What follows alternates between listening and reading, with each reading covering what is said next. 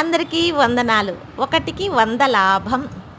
అంటే ఒక్క విత్తనం భూమాతకు భోజనం పెడితే చూడండి ఎన్ని బీరకాయలు ఇచ్చింది. ఒక బీరకాయని విత్తనాలకు వదిలేస్తే ఎన్ని విత్తనాలు తయారయ్యాయో చూడండి. జగమెరికిన సత్యమైనా పంచుకుంటే ఆనందంగా ఉంది. అందుకే పంచుకుంటున్నాను.